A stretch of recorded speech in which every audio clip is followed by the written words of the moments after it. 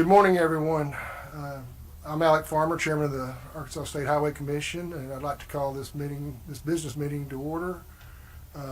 Let the record reflect that we have a quorum with 4 of the 5 commissioners here for the purpose of conducting business.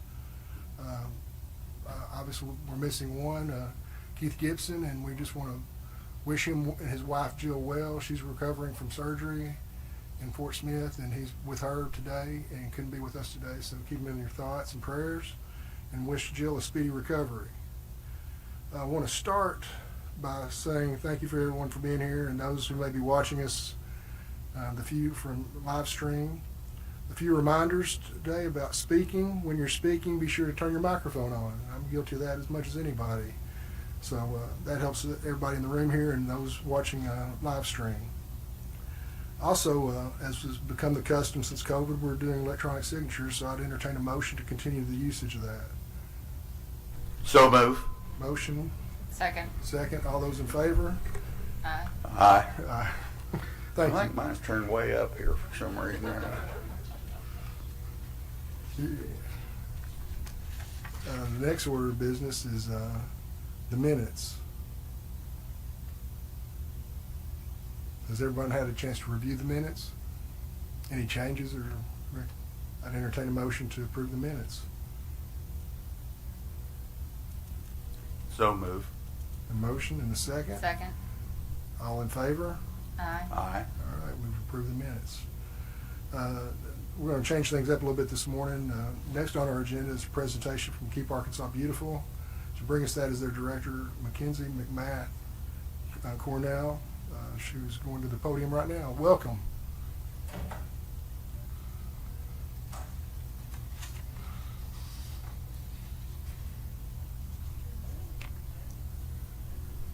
Okay, I can follow instructions and turn on the mic. Life is good. All right, everyone, good morning. Thank you so much for having me.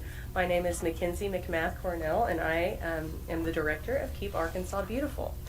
I am here today to ask for your continued and augmented support in our cleanup efforts across the state and to give you all a look at our 2023 impact report. Oops, maybe. Okay. 2023 was a record-breaking year.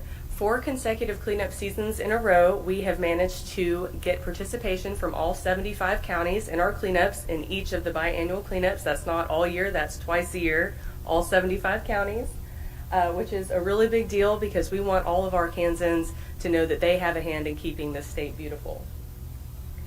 Since 2019, our volunteer rates have risen 62.3%. from around 13,000 volunteers, which was steady for about a 7-year period, up to this year, 23,000 volunteers, which is a huge deal. We are aiming to get 25,000 volunteers for the 2024 cleanup season. We have had an amazing growth rate over the last 5 years, including just volunteer hours from around 40,000 hours to about 148,000 hours. Really great big deal. From events, we had about 350 annual events, now up to almost 800. We definitely plan on increasing those every season. And my favorite, the cost benefit, from around $2.9 million in 2019 to about $5.5 million back to the state through all of our volunteers' efforts. So that's a nice big price tag. We like that. Our year in review, just for 23, includes my favorite part here, 636 tons of trash and litter pickup. Also, 514 tons of bulky waste. I never realized they measured those things separately. I just kind of thought trash was trash, but it's not. They're different categories, and it's amazing to me that our volunteers were able to gather all of these materials. Also, 327 miles of waterway and shoreline cleaned, and over 2,000 miles of highway and roadsides cleaned. We also have planted about 2,000 trees, shrubs, and flowers, so continuing beautification and keeping Arkansas beautiful and litter-free. We have included several other interesting data points, which I will not read out loud to each of you, but needless to say, all of our areas are increasing, our volunteerism is increasing, and Arkansans are having a larger hand each year and keeping the state beautiful, litter-free, and taking responsibility for their communities, which is awesome. There's more to come in 2024, and I'm not going to keep you long. I know you have a very long, exciting meeting ahead of you, but I am here to ask for your continued and slightly augmented support from your generous grant that you provide us. Last year was $35,000. That money goes towards purchasing T-shirts for all of our volunteers. And as I stated, this upcoming season we aim to have 25,000. We want to make sure that our volunteers get to have their piece of Keep Arkansas Beautiful. They are walking billboards for us. They're dedicated. They are passionate, and they really love being able to sport their KAB merch provided so kindly by you all. So this year I am asking for a slight augmentation to $40,000 just because the increase in people, increase in prices. I know we all feel that, but we really are grateful for your support of our mission and our initiatives, and we have enjoyed a long-lasting partnership with RDOT and look forward to future initiatives and continuing this great partnership. So thank you for your time. Thank you for your presentation. Yes. Lori, that is in the budget, is it not? The request for going up to 40,000? Yes, it is. Okay, thank you. But you, I have one quick question before you step away. So we are looking at another area of education that is focused toward the children versus the drivers. And I know that's something that you guys have been doing for many, many years. Can you speak to that just a little bit and how that? Absolutely. Okay, I'm still on, still live. We have several children education initiatives that include a series of children's books that are available both in English and in Spanish. We target children from preschool through about middle school with different materials, such as, we have coloring books, we have joint partnerships with Arkansas PBS, and we also have our mascot, Otto the Otter, which is a big hit with the kids. He appears and reads to them. We also travel the state with Otto and do pass out books to different schools. All of our materials are free, so we do provide all of these books and workbooks and even some cartoons and live readings with all the schools across the state. And we do participate in library readings and things of that nature. But this year specifically, because of the LEARNS Act requirements, we are expanding our education to reach high school students and offer them volunteer opportunities to get those 75 required hours. I know that in this particular report we focus a lot on trash cleanup and litter prevention, but we are amplifying and highlighting other pillars of our department, which are beautification, recycling, education, and litter prevention, and allowing students to pick and create different initiatives or programs or projects from those areas, or we can provide them examples, but we want them to know that they can come to Keep Arkansas Beautiful and get those hours and at the same time be giving back to their state. So as far as our entire education bubble goes, while we are and have been very focused on elementary education, we are expanding that to high school. So it's a lot of fun. That's interesting. Thank you. Any more questions? Yes, sir. Do you have a similar relationship with any other state agencies that you have with RDOT? Do you have any, how does that work? Well, we have several relationships with different state agencies, including the Arkansas Department of Education. We are now officially a part of Arkansas State Parks, so they help supplement us in several of our initiatives as well. We work with Game and Fish? yeah, Game and Fish. We also have, we just work with several entities across the state. But RDOT and Keep Arkansas Beautiful kind of started, they were at the very beginning of Keep Arkansas Beautiful. At one point in time, we were even housed here. So that is why we have such a strong, long-lasting relationship, is because you guys were our number one partnership from way back in the day. So while we do work definitely with other agencies and they assist us in different ways, for example, for our education this year we're implementing different field trip options for schools, and state parks pays for all the buses and that type of thing. So while they don't give us a specific dollar amount grant, we are supported financially by different entities in that type of way. So yeah, we are big partners with the Little Rock Zoo. We work a lot in Northwest Arkansas with Crystal Bridges, and yeah, we have a nice long list of partners. Because we are such a small department, we are 3 people: the director, the volunteer program manager, and the education manager. We try to form ourselves to be a great plug-in to existing initiatives, because we can't handle running large programs with just 3 people. So we look for partners that already have big projects going, and then we see how we can augment their mission, their initiatives, and provide, educational materials or cleanup materials. We also provide, for the first time actually, we have 3 grants that we offer. One is a trash boom grant, and we've been working with different cities and municipalities to install trash booms into waterways. Of course, there's a lot of permitting that has to happen and determining which waterway is best to have a trash boom inserted. That's kind of like a big fancy net that goes across a waterway and catches trash in it. It has to be cleaned every month. And our Keep Little Rock Beautiful affiliate group has one in a place called Fush Creek, and they clean out the tonnage of 2 African elephants a month out of that one trash boom. So we offer 10 grants a year in the amount of $2,600 to any company, municipality, city that would like to install trash booms. We also offer a green cleanup grant where you can apply to do a cleanup outside of our cleanup seasons, and we will provide you with up to $500 to purchase cleanup materials and or provide you with what we have. We also have a very large deal with GLAD in Northwest Arkansas. They donate the trash bags that we use. So their donation from last year should last us through the end of this cleanup season. So we are definitely supported by various institutions within the community, but as far as an official grant, RDOT is unique in that sense. Yes, any other questions? Is RDOT ready to have a cleanup? We'll organize one together. It's going to be fun. Okay, I'll get that. I'll get those details down. Okay. Anything else? Appreciate you. Okay, thank you. Thank you. Okay, now we'll move on to the reading of the minutes. Minute orders, excuse me. All right, thank you, Mr. Chairman. Minute order 1 simply approves the actions of the purchasing committee. Minute order 2, authorization to make a contribution of $40,000 to the Keep Arkansas Beautiful Foundation for use in conducting the Great Arkansas Cleanup.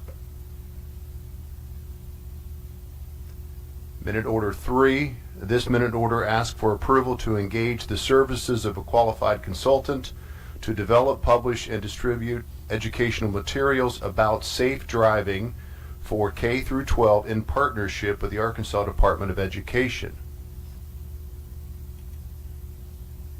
Minute order 4, authorization to develop rules and policies and to act on matters related to the safety oversight of public transportation, including all rail fixed guideway public transportation systems, such as one operated by Rock Region Metro. Minute order 5, approval to participate in the National Center for Asphalt Technologies Pooled Fund Study. Minute order 6, this minute order asks for approval to extend the on-call contracts for safety studies and engineering services through federal fiscal year 2026. Minute order 7, this minute order calls for the request of proposals to select consulting firms and enter agreements and contracts for on-call independent cost estimating services on CMGC, which is the Construction Manager General Contractor Process, the Progressive Design Build Way and Design Build projects for calendar years 2025 and 2026. Minute order 8, authorization to enter necessary agreements with the U.S. Army Corps of Engineers to fund 2 positions to expedite department projects. Minute Order 9, authorization to proceed with improvements at 5 railroad crossings as funds become available. The next few minute orders deal with land. Minute Order 10, this one in District 4, Sebastian County, simply declares a tract of land as surplus. Minute Order 11, also in D4, Washington County, we are requesting a change in the land status from capital asset to right-of-way. Minute Order 12, in Pulaski County, declaring land as surplus. Minute Order 13, Saline County, the property known commonly as Lonsdale-Saline River Road will be turned over to the county. Minute Order 14 in District 9, Boone County, this minute order calls for the tract of land to be surplus. Minute Order 15, this minute order deals with Craighead County. We ask for the adoption of the Jonesboro South and West Connector Study for use as a planning guide for future improvements. And finally, Minute Order 16 in District 10, Mississippi County, adopting the Osceola Industrial Access Connection Study for use as a planning guide for future improvements. That is it, Mr. Chairman. No questions from the, yes. One question, Mr. Chairman, quickly, for Lori, I guess. This deal with the Corps engineers, are those positions with the Corps? Do they work for the Corps and we just pay their salary? How does that work? That's correct. We provide the funding for 2 positions. They have to give our work priority, but they are, they're supervised, they work for the Corps, all those things. We're just providing federal funds to pay for their salaries, so we get first. We're Yes. up on the top of the stack. Okay. Get those permits Well, quicker. That's kind of a unique way of doing it, but I mean, it sounds good to me, but Yeah. thank you. You're welcome. Any other questions? Thank you, Dave. Appreciate that. We'll move along to the financial report and ask Chief Financial Officer Patrick Patton to come forward and share with us the good news.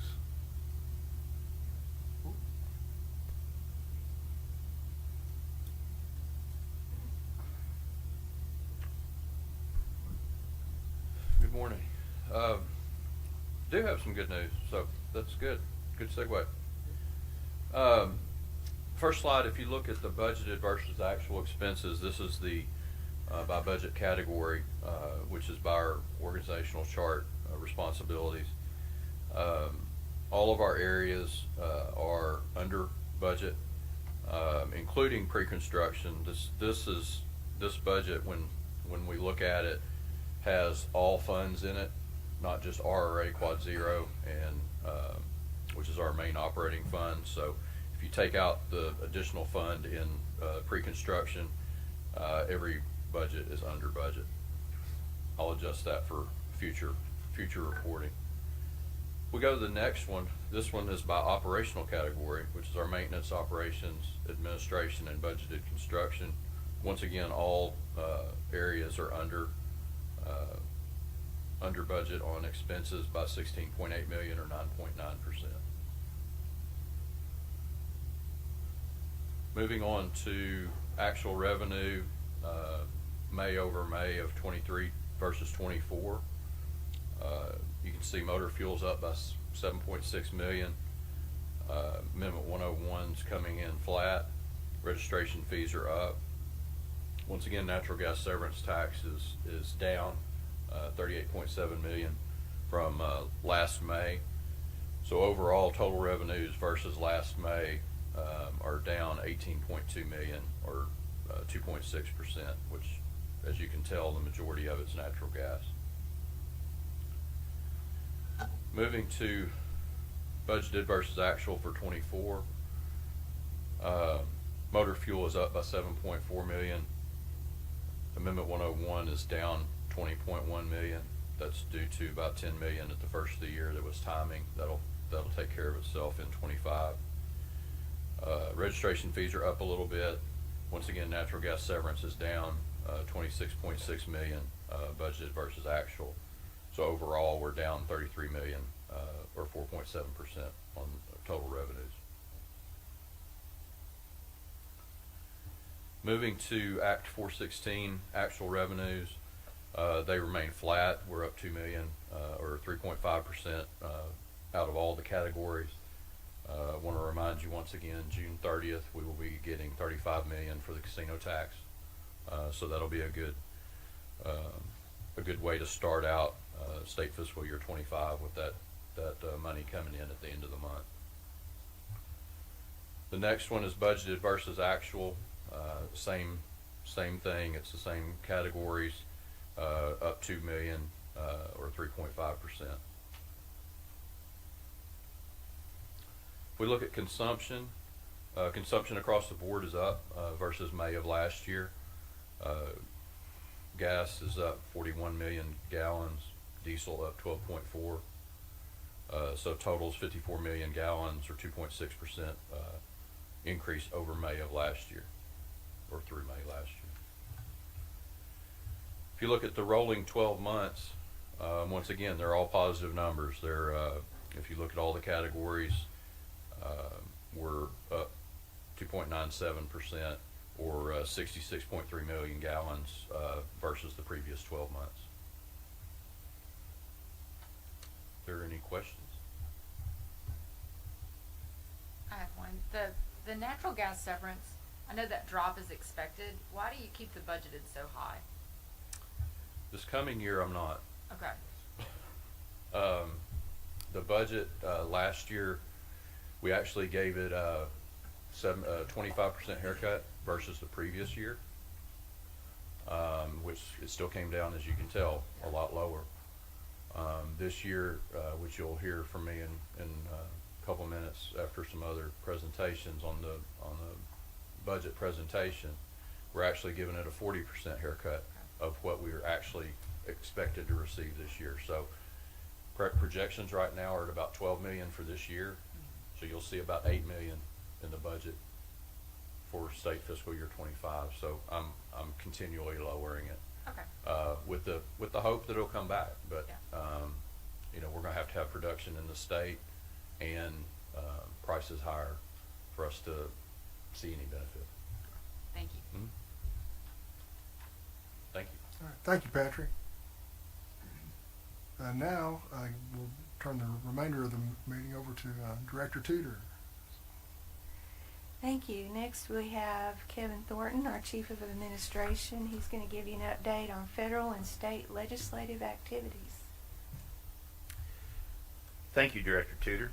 Mr. Chairman, Commissioners, since your last meeting, the Arkansas Legislature and the Governor have completed the 2024 fiscal session of the 94th General Assembly. During this session, our appropriations bill for state fiscal year 2025 was passed and signed by the Governor. No changes were made to our previously submitted appropriations request. The Governor did call for a special session that began this last Monday. They are considering several items, including tax reduction and a 2025 appropriations for game and fish. There are some other items as well. It appears that this special session will be wrapping up possibly even today. So that's moving well. We'll, of course, continue to follow all the developments out of the special session just to ensure that there's none that impact the department.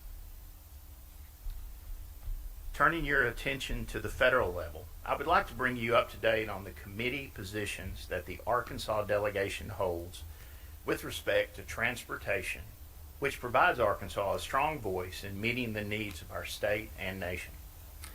For federal funds to be available, there must be an Authorization Act and an Appropriation Act, which are prepared by different committees. An Authorization Act establishes, continues, or modifies the structure of transportation programs, and it typically covers multiple years. Our current Authorization Act is the Infrastructure Investment and Jobs Act, or the IIJA, which when passed in 2021 covered a 5-year period. An Appropriation Act typically covers only 1 year at a time. Our current Appropriations Act provides federal funding until the end of September of this year. There are 4 primary committees that are involved in the development of the Authorization and Appropriation Acts. In the House, the Appropriation Acts are handled by the House Transportation and Infrastructure Committee, which is more commonly referred to as the House T&I Committee. In the Senate, Authorization Acts are handled by the Senate Environment and Public Works Committee, which is more commonly referred to as the Senate EPW Committee. Appropriation Acts are handled by the House Appropriations Committee and the Senate Appropriations Committee. The members of the Arkansas delegation holding important positions on these committees are shown on this slide. In the House, Congressman Steve Womack is a member of the full House Appropriations Committee.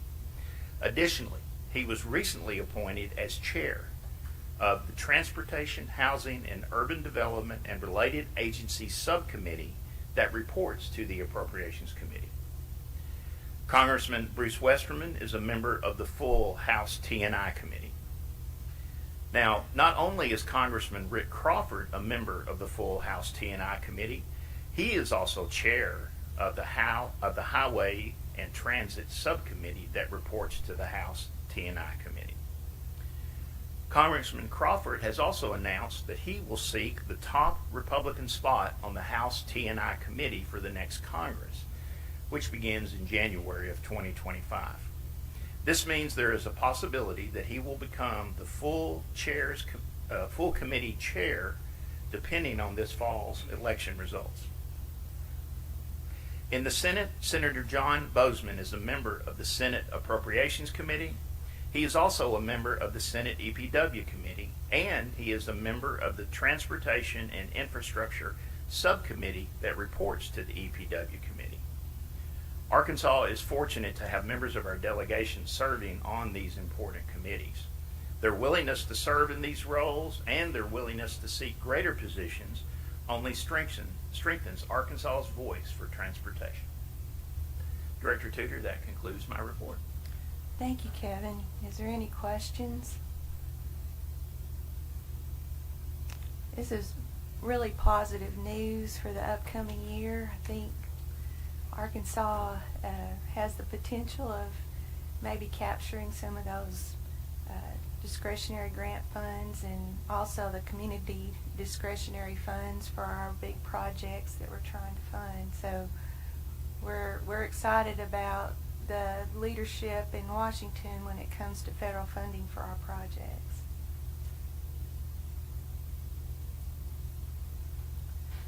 Next, I'd like to ask Crystal Woods, our Assistant Chief of Administration, to give you an update on our efficiency review recommendation implementation. Good morning. Morning.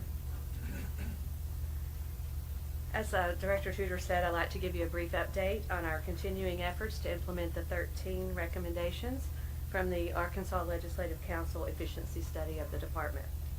I'll be sharing 2 of the most noteworthy examples of the progress we reported to the Highway Commission Review and Advisory Subcommittee for the months of May and June 2024. Recommendation number 1 under the organizational structure category said that we should finalize KPIs and implement performance management. As we reported in your last meeting, the KPI dashboard has been approved and posted on our website. We're also in the process of evaluating all of our data here at RDOT to develop some additional KPIs and performance targets that will support the accomplishment of our strategic plan. As part of that process, we have developed a data survey for our internal staff members to complete with assistance from subject matter experts from our Information Technology Division and our Planning Division. Recommendation number 6 said that we should implement construction contractor performance measurement. As previously reported, 7 projects were selected for a pilot application of the draft manual, which establishes how each metric will be used to evaluate our prime contractors. Several of those pilot projects are nearing completion, and the committee members will soon be completing their evaluation reports on those prime contractors. Overall, there are 13 recommendations, and within those 13, there are 90 rules that were proposed by RDOT and accepted by HCRAS. As you can see on the screen, although it's small, 2 of the 13 recommendations have now been fully implemented, and 59 of the 90 rules are now considered complete. That's a 66% completion rate and a 3% increase since your last commission meeting. Are there any questions? Okay. Well, thank you, Crystal. Slowly but surely, we're getting taking there. off the rules. Yes, ma'am. Thank you. Thank you. Thank you, Crystal. Next, we have Kelly Wiley, our Assistant Chief Engineer for Program Delivery, to give you a bid letting update. Thank you, Director Tudor. Good morning, Mr. Chairman and Commissioners. Since your last meeting, we have had 2 successful bid lettings in both April and May. Much like the February letting, these 2 lettings primarily consisted of pavement preservation and bridge replacement projects as we continue our emphasis on maintaining our roads and bridges. Over the last 5 lettings, the department has awarded 79 projects totaling $392 million that will make improvements to almost 700 miles of state highways. In the April letting, we awarded 27 projects for $59 million. These projects include 11 highway, 13 county projects, and 3 city projects. There were 57 bids submitted from 30 different contractors. In the May letting, we awarded 22 projects for $73.9 million. These projects include 12 highway and 10 county projects. There were 44 bids submitted from 27 different contractors.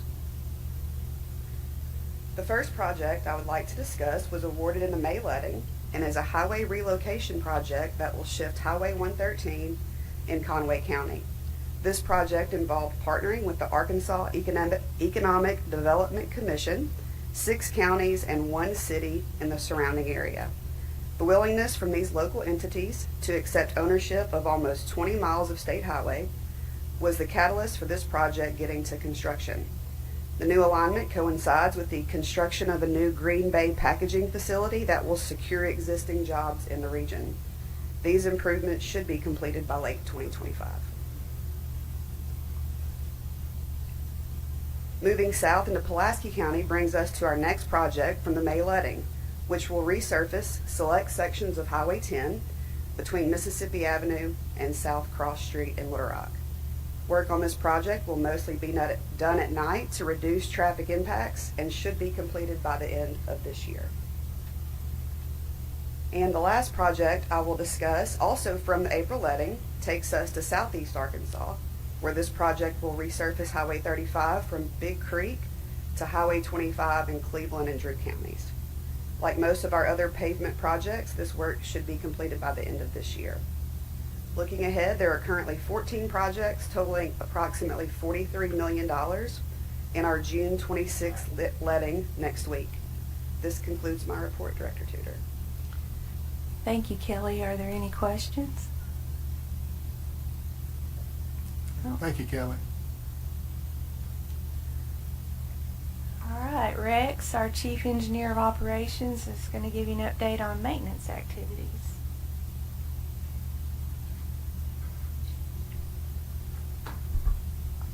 Good morning. Thank you, Director.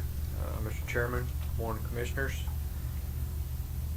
A former supervisor and mentor in the maintenance side of the department once told me maintenance begins at the center line.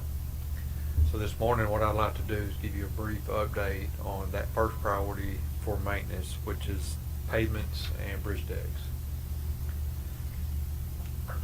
As you can see in this picture, this is a somewhat of a before after. It's not the exact location, but it's very similar conditions on the same highway. We see a significant difference in what the winter did to us on the left, top hand corner on the left. And it was very tough on the roads this year. And then some examples of some of the great work we did to restore that pavement back to acceptable and good riding condition. And you'll even see, if you notice, we got a couple thank you notes out on the pavement.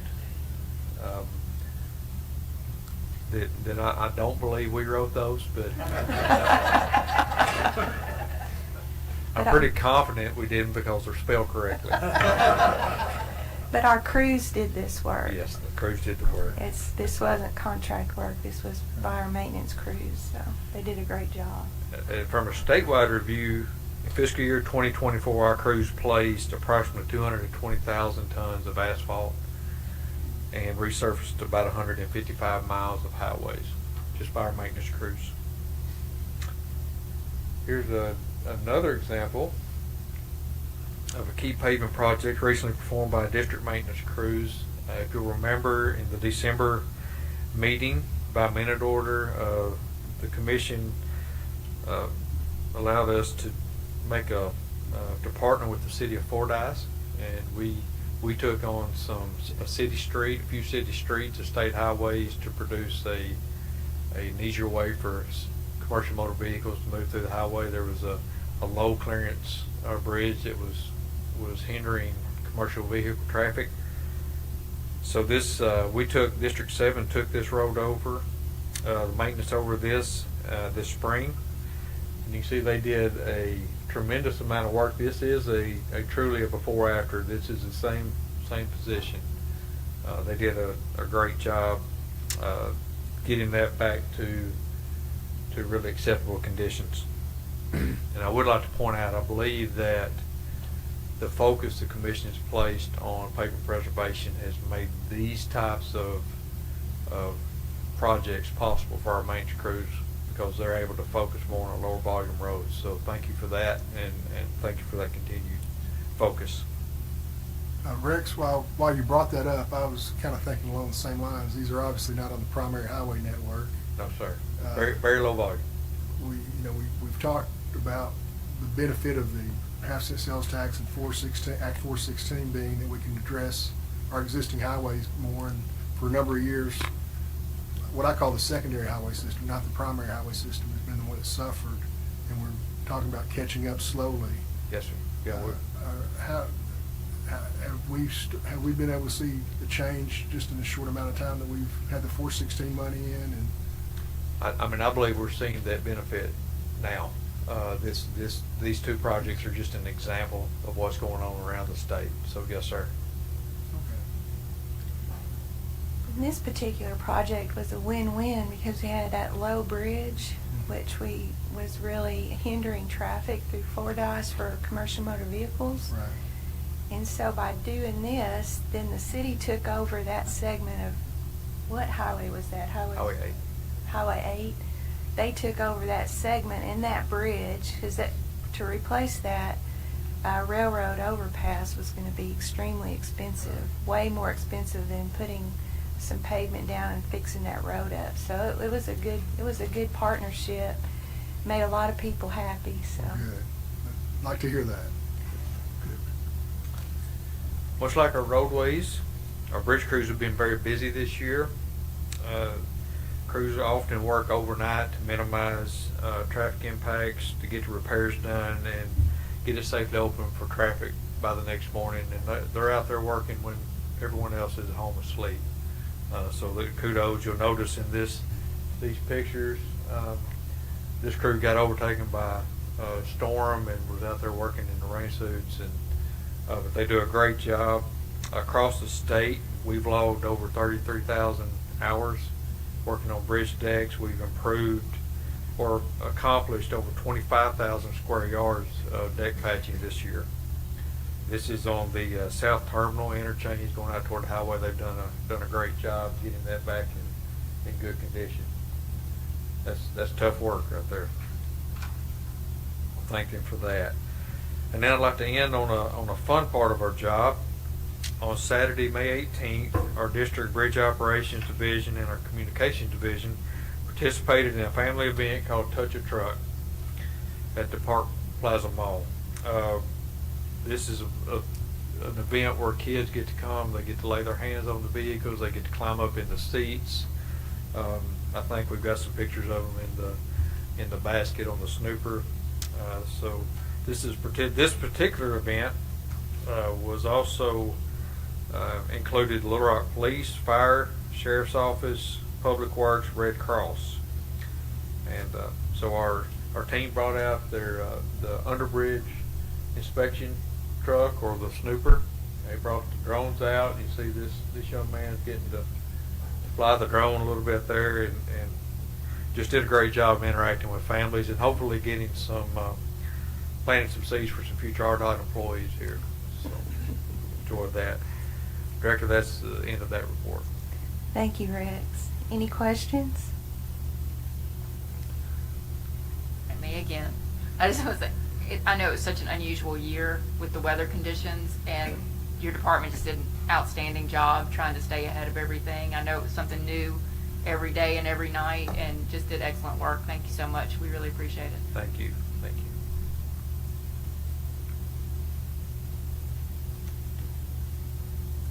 And now we'll move on to get an update on the I-30 Saline County default recommendation on that contract.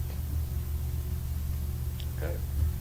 So got here is a project timeline. We're showing you this is the project with Johnson Brothers Corporation on I-30 in Saline County.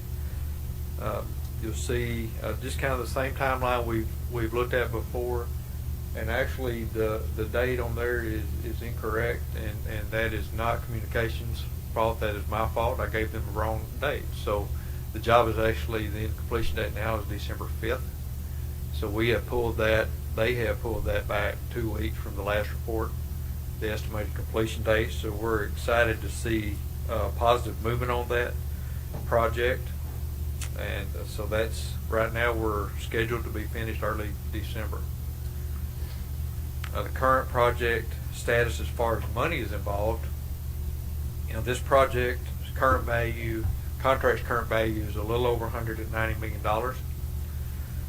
They have earned a little over $162 million at about 85% of the contract value. So there's approximately 15% of the work remaining. And then just as just a brief wrap-up summary here, since we've put them on notice of recommendation of default, they have really upped their participation. They've really brought in resources. They've done a great job supervising the job. There's been a very noted and continued improvement on the progress on the job. We hear a lot from the public. Our primary focus was getting Commissioner Hake here on time, and we got him here this morning. So, yeah. Our focus all along has been get the job complete, get it open to traffic, and I think we've accomplished that, and we are on track to get this project done this year. So my recommendation to the commission would be to continue to defer movement on the default recommendation. Any other comments? Rex, just for clarification, the amount they've earned and the amount they've been paid are two different numbers, correct? Yes, sir.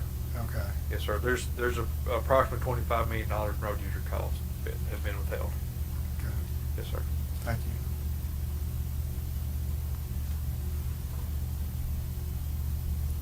I'm not sure if we need a motion or just. Well, no, we just take no action. Okay. There you go. All right. Okay. Thank you.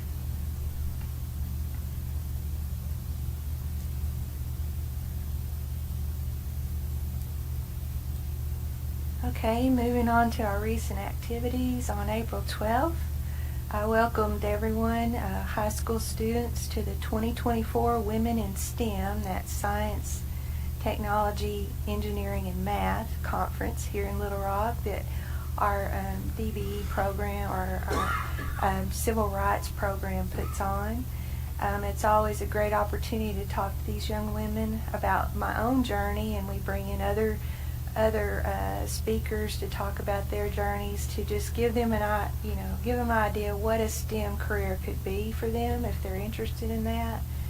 Ellen Coulter, our media communications manager, actually moderated a panel, and Kelly Wiley was one of 5 panelists that participated, just to talk about their backgrounds and career advice to the audience, and what a STEM career could look like. It was well attended. We had 275 attendees this year representing schools all over the state. And it's just really good for these young women to just see that that is a path they can select for their future. On April 15th, we kicked off the Work Zone Awareness Week. This year's theme was Work Zones are temporary. Actions behind the wheel can last forever. This is a picture of our current fallen worker memorial, that workers that fell in a work zone situation. That's what these cones represent. We had a great turnout with some really fabulous speakers, including our own Commissioner Marie Holder was there to speak to the group. Brad Spradlin, Executive Vice President of AGC of Arkansas. Joe Quinn, I thought I saw you leave, but you're back. So Joe, he spoke at the event. Robert Morey, who's the Chairman of Arkansas Good Roads. And Joe is the Executive Director of Arkansas Good Roads. Park Estes, Executive Director of Arkansas Asphalt Paving Association, and Sarah Stillman, President and owner of Creative Design Concepts. She's the chapter president of the American Traffic Safety and Services Association. So this was a great event. It just brings everyone together and reminds everyone how important it is to drive safely through a work zone. It saves lives. We also received some very generous donations for our Fallen Worker Memorial from the Arkansas Asphalt Pavement Association, American Traffic Safety Services Association, and Associated General Contractors at the event. Had the big ceremonial checks. We're very, very thankful for their generous donation towards this cause, and we've been working on the fundraising for our monument through Arkansas Good Roads. It's going very well. I appreciate everybody in this room, their participation. I see Garber's here. They're helping us get the design in place for the monument, and just everybody coming together for this worthy cause. It's near and dear to my heart, as well as all the staff.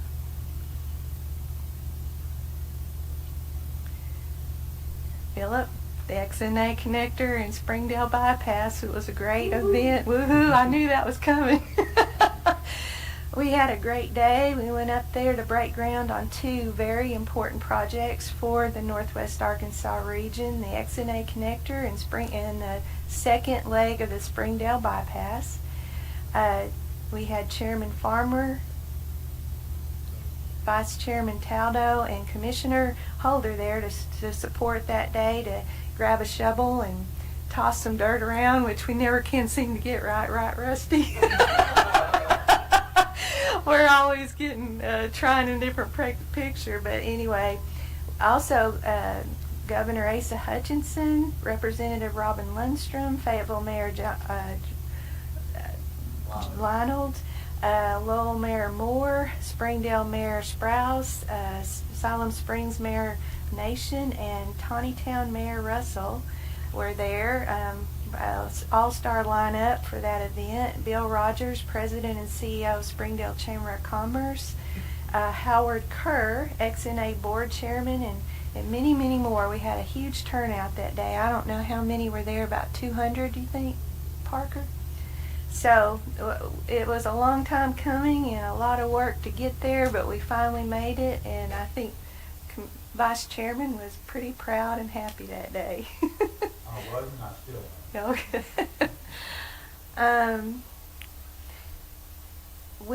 A lot of us participated in the Arkansas Asphalt Pavement Association annual convention, but on May 1st, Jared and I spoke to the crowd there in Hot Springs, and I talked about steps we've taken over the last year to make our employees safer, and Jared shared about the history of our pavement preservation program and how we're looking forward to upcoming years, and very well received. They always look forward to having us there and hearing from RDOT, and they're just a great group, great support, and also great support for our Fallen Worker Memorial. We appreciate them so much. On May 2nd, we went up to Jackson County, Arkansas, and celebrated the completion of the Tuckerman overlay on Highway 37. And what's pretty cool about this, on May 1st, we broke ground on two very, very big projects with big price tags. You know, I don't know how much, about $500 million total worth of work we broke ground on. And then, but at the request of this small community, Tuckerman, they wanted us to come and do a ribbon cutting because they had partnered with us, and it was just a great event. It doesn't matter whether it's a small project or a large project. Everyone is so thankful and grateful for the transportation investment in their area. And this was a great day. Chairman Farmer was able to be there, as well as Jackson County Judge Jeff Phillips, Tommy Young, the Jackson County Justice of the Peace, very big advocate for this project. I think when it was all said and done, it probably wouldn't have happened without his presentation to the commission. How many years ago, Alec? With the 2018, I think. 2018, and he had Wilson the soccer ball, because it was like you got lost. You couldn't find your way between. Because of certain rules and regs about grain trucks and weight restricted highways and things, they became an island there. They couldn't get to Tuckerman. They were stranded on. So they were castaways. They were castaways. So he made a presentation with a soccer ball drawn like Wilson, and you never forgot it. Oh, so yeah. He presented it to us back at that meeting. We walked into the Tuckerman Community Center. I was with former Director Bennett and Congressman Crawford. It was about 75 people in there, and we didn't know if we were the guest or the main course.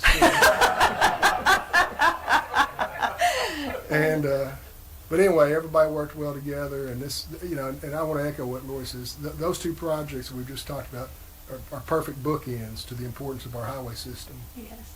There's nothing that's going to make a bigger impact than what's going on in Northwest Arkansas, but to this community, that was the biggest thing in the world for them, just an overlay project to get them connected again. And so it was really a good day. Both days were excellent. I loved both days were a good day. So actually, this project realigned a curve, resurfaced the road, lifted a weight restriction, increased the safety, and it couldn't have been better on cue as we were standing there talking about the project. This big 18-wheeler went around the curve and didn't turn over, flip over, which was really nice. Our design worked. So Atlas Asphalt was there. They were the contractor. It was just a great day. So it was a great example of partnership and solving problems. On May 21st, I welcomed everyone to the RDOT's Transportation Research Committee, their Transportation Conference and Equipment Expo. We've been hosting this committee meeting for 20 years now, and this was our 6th year to do it in Hot Springs. It's a great venue, the Hot Springs Convention Center. Well attended. We had 42 vendors in attendance. They set up booths and show their wares to the attendees, and we even had one that came as far away as Canada to set up a booth to talk to the attendees. So we had many speakers that came and talked to the participants. It was a great day. In our research section, they've got this down to an art. They do a great job every year when they put on this conference. And this is a way we get our engineers. We are required to get 15 PDHs, continuing education hours, professional development hours is what they call it for engineers.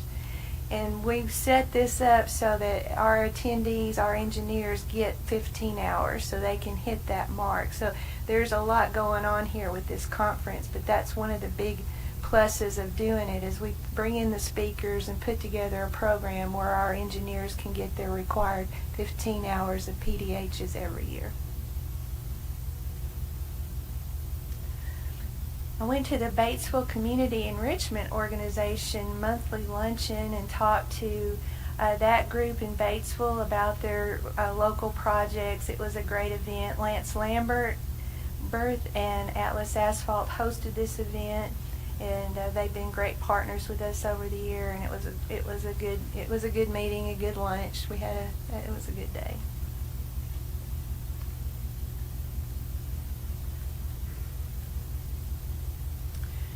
Went to the Rotary Club of Pocahontas at the invitation of Representative Trey Steimel, and we talked to them about their local projects. We got there early and met with the new mayor. Representative Steimel wanted to be sure we had a face-to-face meeting, got to know their new mayor, and Jared went with me. It was a good meeting, good presentation, a lot of good questions. So good day in Pocahontas.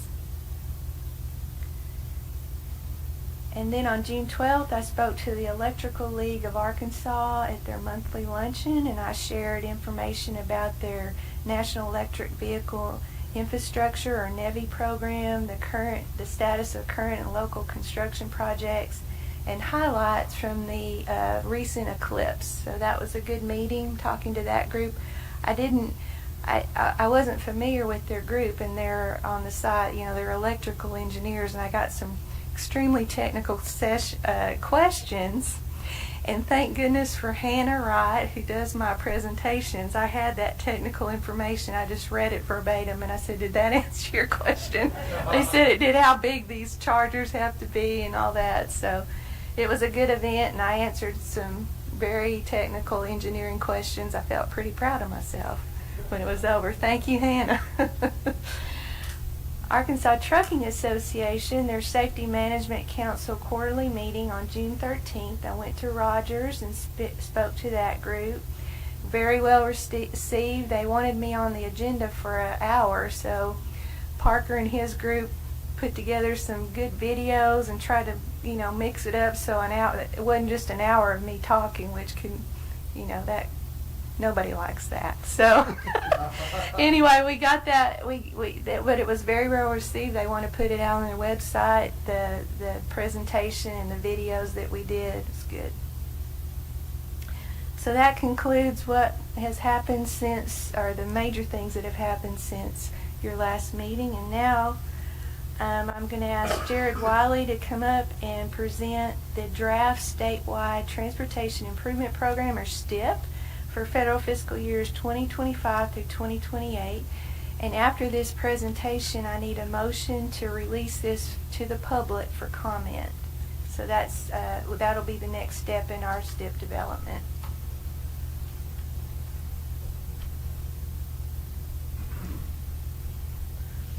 All right, as you all know, we've been working hard to develop our next statewide transportation improvement program that'll cover federal fiscal years 2025 through 2028.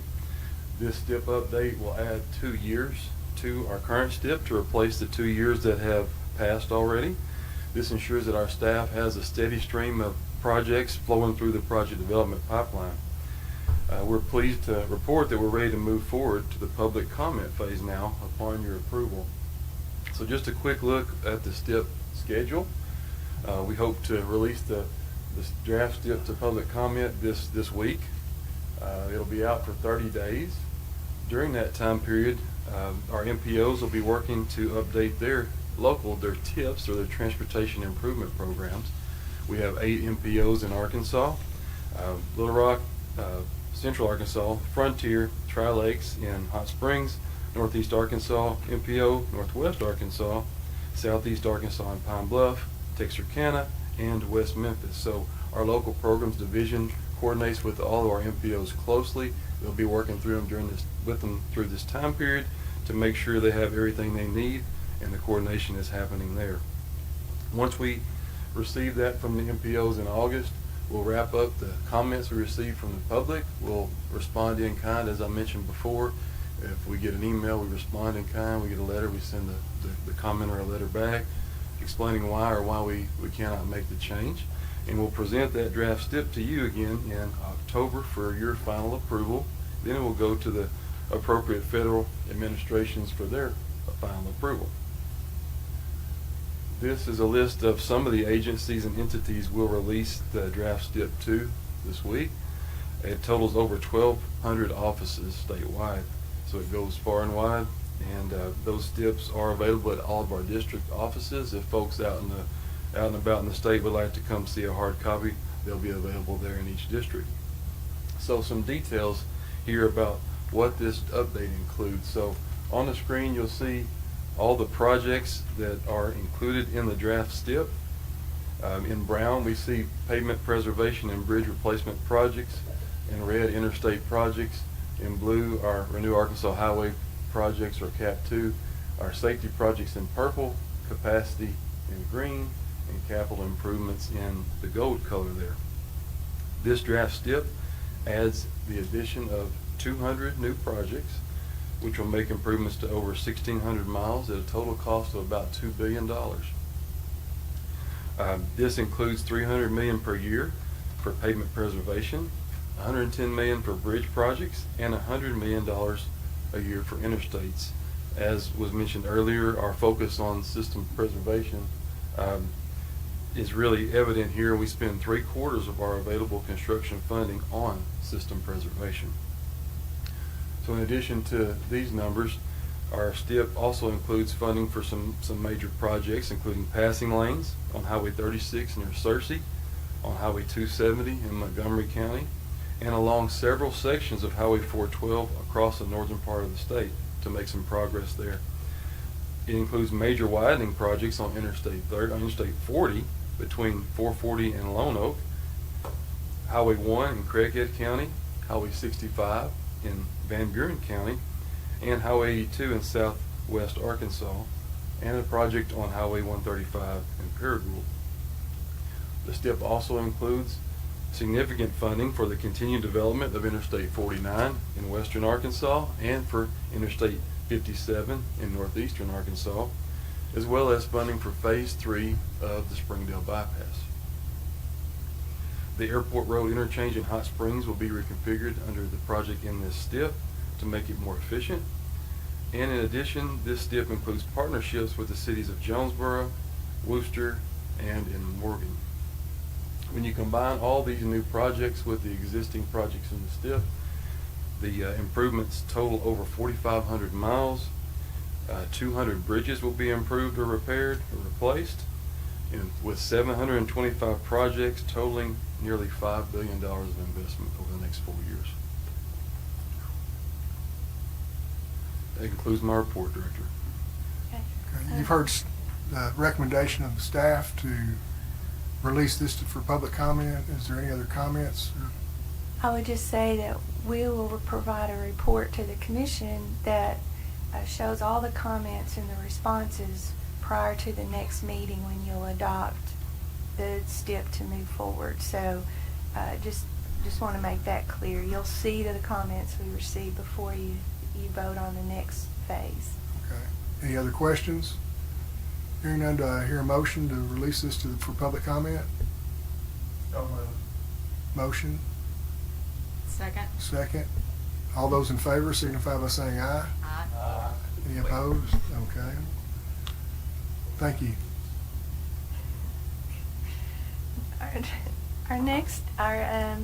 The next we have our Chief Fiscal Officer, Patrick Patton, to come up and present the proposed 2024 and to 2025 operating budget. Thank you, Director.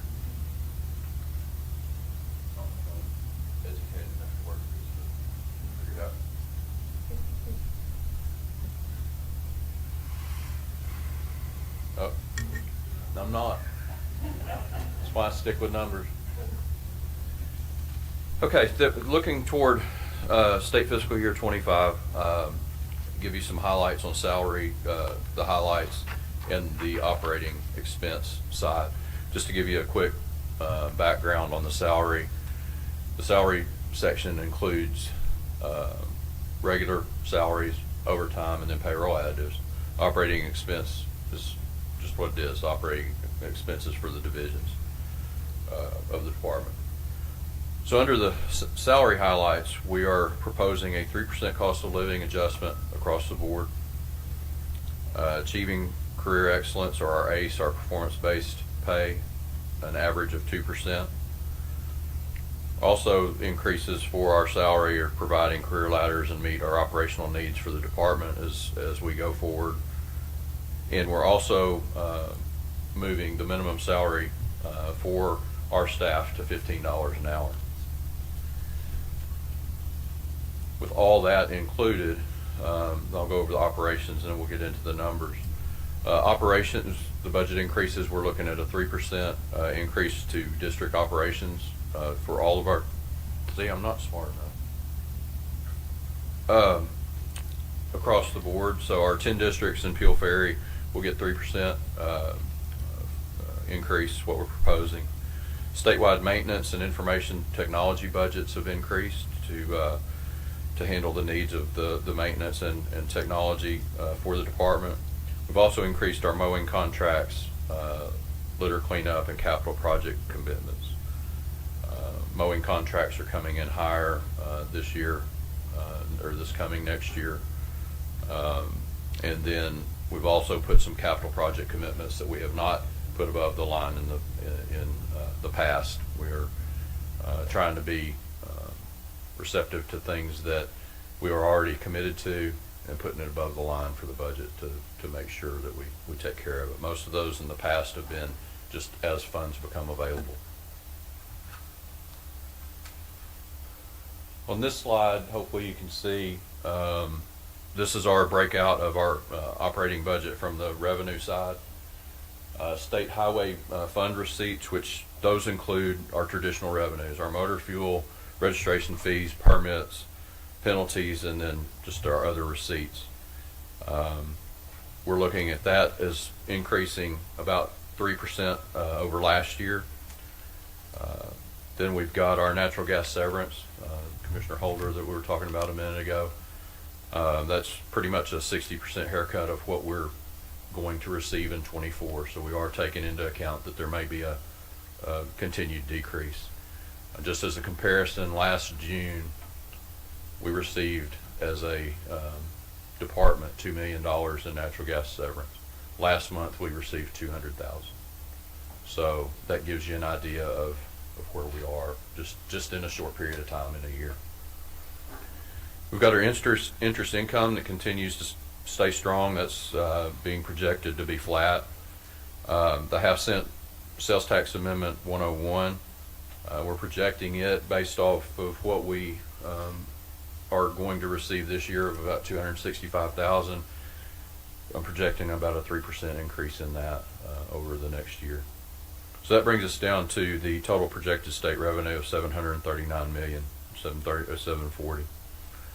As you can see in the red circle, that's our operating budget commitment from state funds that I'll go over a little more in a minute. But if you keep on going down, you'll see Securities Reserve Fund. For those that don't remember year to year, that's the first $20 million of interest on the funds for the state. That's something that we still have to request via Act 1. Hopefully it'll be September or October at the latest that we get to request that if interest rates stay strong. The next one's Act 1058, which is 1058 pulled the surplus that we get, the calculation of it, out of Act 1. We don't have to go request it anymore. We get that automatically. It's 25% of the first $200 million in surplus. So, you know, as you track and hear the state's surplus, if you hear it start dipping below 200 million, that'll start impacting our revenue. It's not anticipated to do that, but I mean that's just for your information. Then we get down to what Commissioner Farmer was asking a minute ago, or mentioning Act 416. We've got the fuel tax, alternative fuel tax, and then the new casino tax. We're predicting all those to be flat. With all that said, we're projecting at the bottom, once everything falls out, state funds available for projects of a little over $466 million. Patrick, before we change slides, I had a couple of questions, I guess. You identified how much the operating funds available for federal matching. What do we need? Do you have the information on what we need, the minimum we need for federal matching? $425 million. Is that correct, Well, no, Jared? that's the federal funds that are available to match, right? So our number that we need, the absolute minimum we needed would be 125, 150 million to match the four. Okay. Okay, well, I was just trying to get to the point that we're in a good shape now with our additional state funds, whereas when Act 1 was passed in 2016, we didn't have enough state funds to meet our federal match. Correct. If we had not passed that. So were we able to get any more federal funds in and above our allotment? I think we were, Jared, weren't we? Yes, sir. The community project funding we've been receiving, I think we're up to nearly 200 million since that's inception. So we'll need matching funds for that, but that's a great thing for the state. So that's money we wouldn't be able to access if we did not have excess state funds. That's exactly right. Yes, sir. All right, thanks. Thank you. And to go along with that, that's, when we go through the budget, we work together with Jared and others of what do we need Right. at the bottom. So I reach out to them because they know what projects we've got in the wheelhouse, and we try to match that, if not exceed it.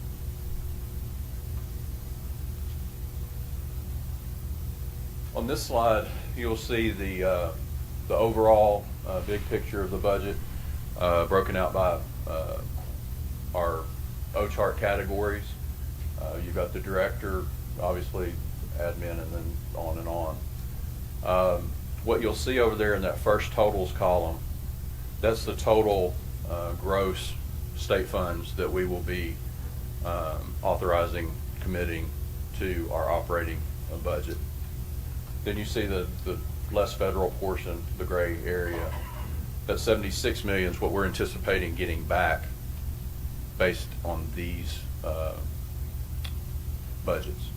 We also get some back in another budget on our own construction, but this is another piece of where we get our federal funds back.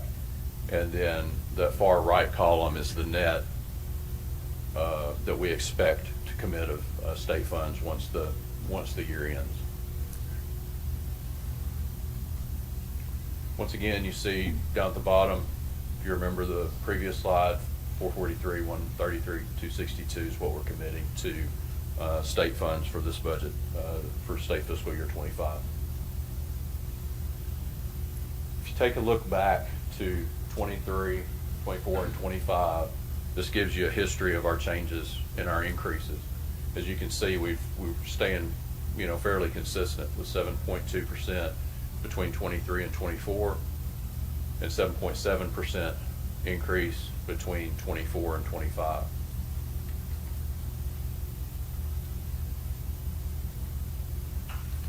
And that's the end of my report. I just had another comment here on going back to your first slide. The 3% cost of living, the merit pay, and the minimum salary adjustment, $15 per hour, are all kind of in line or similar to the Governor Sanders' recommendation for her budget. Is that correct? Yes, sir. So we're, with the exception of we do our ACE merit program a little bit different than they do theirs. This is pretty much identical to the recommendations that she's making in her budget. That's correct. Okay. All right. Thank you. Thank you. All right.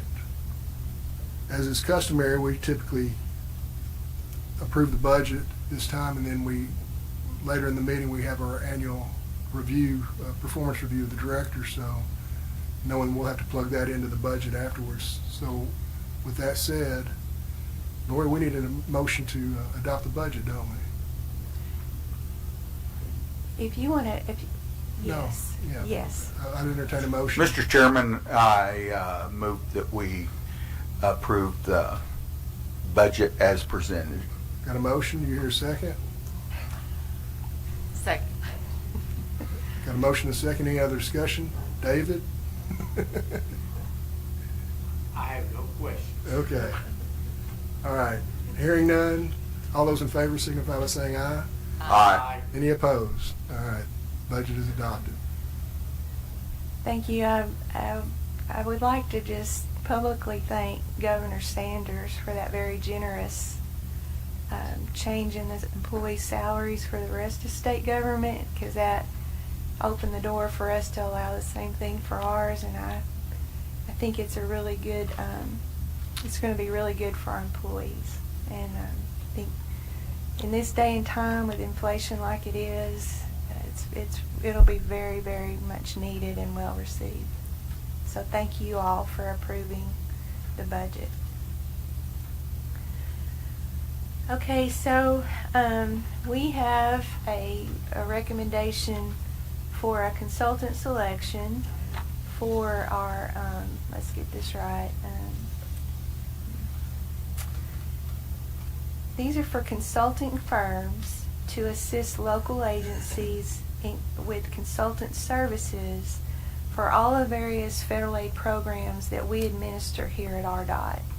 And we were going to put all of these firms that you see on the screen. We had 45 submit a request or a letter of interest, a request for, and we got proposals, we did interviews, and of the 45, these are the 40 we're recommending that we put on an on-call list that can be used by our local agencies as we administer these federal aid programs, such as the Transportation Alternatives Program, Rec Trails Program, Local Bridge Program, Carbon Reduction Program, Safe Streets for All Program, Electric Vehicle Infrastructure Deployment, Surface Transportation Block Program for urbanized areas. So what this does, this helps our local agencies not have to go through the whole selection process. They just come to us and they're able to pick one of these consulting firms to help them with their project, to get their project designed and ready and follow all the federal rules and regulations. We advertised and we sent out, we had it on our website to all our consulting firms. And like I said, we out of the 45 letters, 40 of them have been selected to be on this on-call list. And let's see, if everything's in order, I would like to ask for a motion to begin negotiations with these firms to be on our local programs on-call list. Do I hear a motion? Make that motion. I got a motion. Do I hear a second? Second. Okay.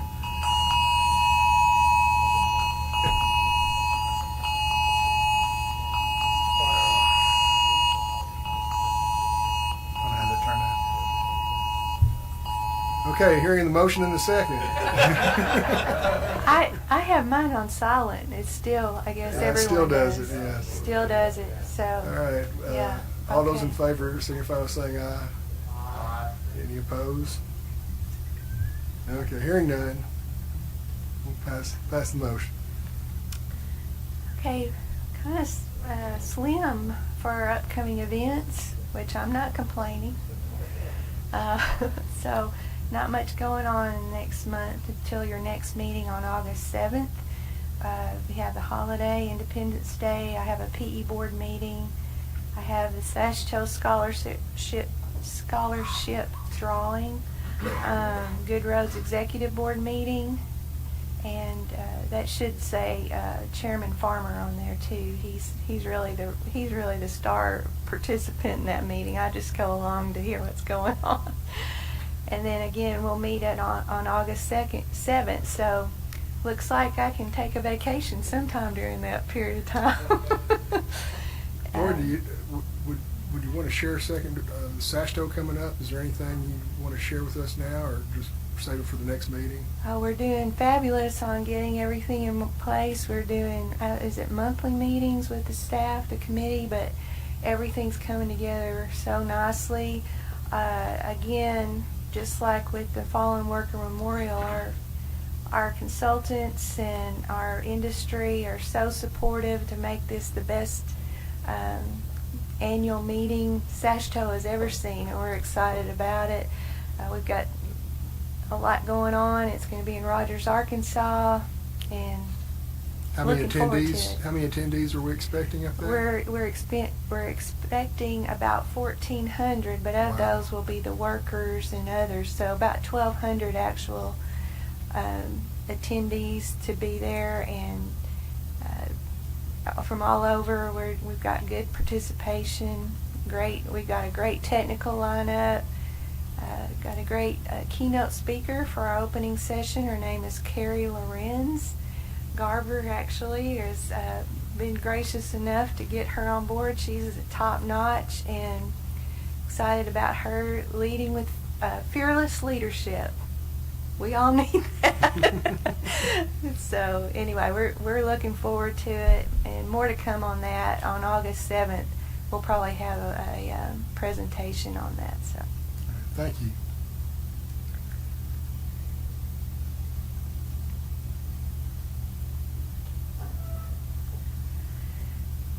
our 2024 spring secondary equipment auction was a success. We had 94 units sold, 91 trucks and equipment, and 3 little miscellaneous minor pieces of equipment. And proceeds totaled $455,000 after paying the auctioneer's commission. So that's really good. Oh, $427,000 after paying the auctioneer's commission. So some good, salvage units that we need to replace. It's part of our equipment management program, but this is a great way to recoup some of that cost. A couple of the higher priced units that were sold was a 2010 Doosan loader for $20,000. So a 2010 piece of equipment brought in $20,000. That's pretty good. And then a 2016 Ford F-250 Crew Cab 4-wheel drive pickup brought in $18,500. So got a good price on that. And these pieces of equipment need to be put out. They need to go. We need to replace them with newer equipment, but it's a great way for us to recoup some tax dollars and apply towards our equipment budget. So I'd like to express my thanks to our equipment and procurement staff that did a great job with that auction. We had 4 members of our staff that were inducted into the Arkansas Academy of Civil Engineering. Jesse Jones, Assistant Chief Engineer of Planning, Steve Frisbee, Assistant Chief Engineer of Maintenance, Jason Huey, District 4 Engineer, and David Hall, Division Head of our Surveys Division. And this is quite an honor. It just shows that they have been very successful in their careers in engineering. It's an honor to be a part of this academy, and I congratulate all 4 of those RDOT folks that just continue to show the excellence of our staff here at RDOT. We received a 2024 Environmental Excellence Award. On June 5th, our Environmental Division, headed by Josh Seagraves, received a Collaboration and Partnership Award from the U.S. DOT Federal Highway Administration for the work completed on the Jefferson County Crayfish Relocation Project last year. I know some of you may think crayfish, that's crawdads in my vocabulary. And what's the deal with the crawdads? Why do we have to do this? Well, these particular crayfish are an endangered species. And anytime, our environmental folks, they are very tuned in to making sure that we do everything that we need to do and keep in line with the National Environmental Protection Act. They work hard at it, and bless them, that's a job that, it's a calling, I'm sure, because these little crayfish live in the ditches there, and they're the only place in the world. Only place in the world these little crayfish live, in a ditch in Jefferson County. And they literally got them and moved them to a safe place while we did a highway project. And it's just a great example of how we can build the biggest interstates in the world, but we have staff out there taking these 17 little crayfish and moving them to a special place so that we don't completely lose them off the face of the earth. And they got an award for that. It was in partnership with Arkansas Game and Fish, Fish and Wildlife Service, Natural Heritage Commission. All of these folks were involved and received an award.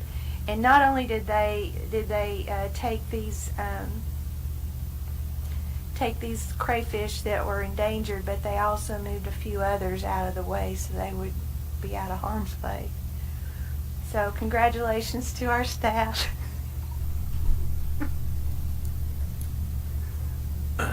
When they relocated these and these other fish, how many pounds did that bring us up to for the crawdad boil?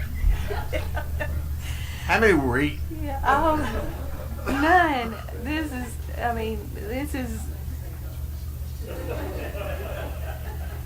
And I got my numbers wrong. There were 83 of these little crayfish that we relocated, along with many more. So,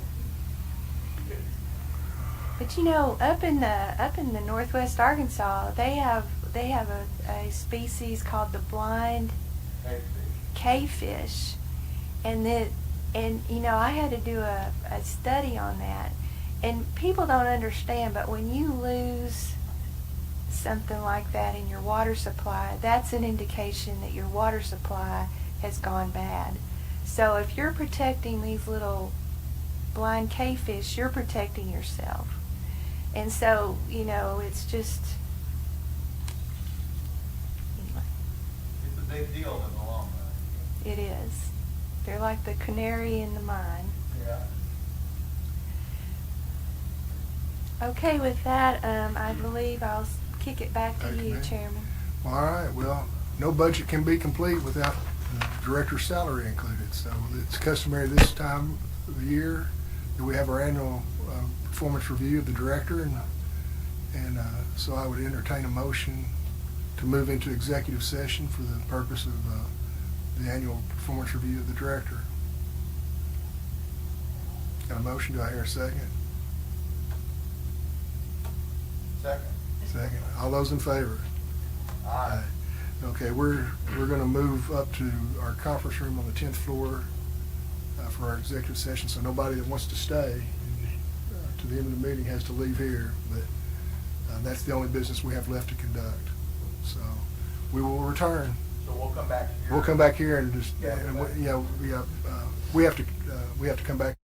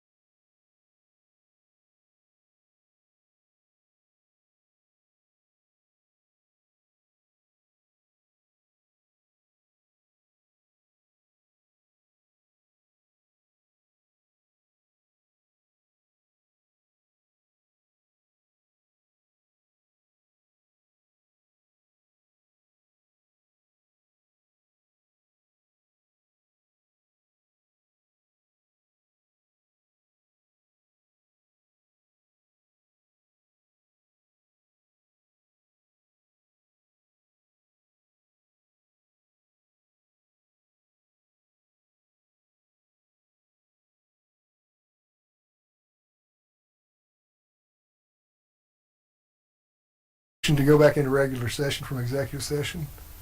So moved. Motion, here's a Second. second. All those in favor, signify by saying aye. Aye. Aye. Okay, we are now back in the regular session, and we're gonna wrap up the meeting. We had our evaluation, our annual evaluation of Director Tudor's performance, and as usual, it was exemplary. She continues to do a fantastic job for the department and the citizens of Arkansas. And as a result of that, we took action following what Governor Sanders has done with her secretaries and executives, awarding a 2% lump sum merit pay, and then adjusting the COLA as well to 3% for the upcoming year. So, you're welcome. Do you have anything? I'd just like to say that I appreciate the vote of confidence. Thank you to the commission for your continued support and encouragement. You've done nothing but make my job easier, but I'd have to say I look good because of the great staff I have supporting me in everything that I do. It really is a team, a group effort, so today's evaluation is a reflection of how well they do in supporting me in this role. It's not me, it's the staff. So I just thank you for that, and I appreciate you. Thank you. and, I guess to make it official, we do need to vote on that, don't we? To add it into the budget, and to add that to the budget. It's So- already in the budget, right? No, well, her salary adjustment's not. So, Oh. so we'll entertain a motion. So moved. Second? Second. Second. All those in favor? Aye. Okay. Is there any other business to come before the commission? Hearing none, entertain a motion to adjourn. So moved. Second? Thank you, David. I gave you one more opportunity to participate. All those in favor? All those in favor, say. We are adjourned. Thank you, everybody.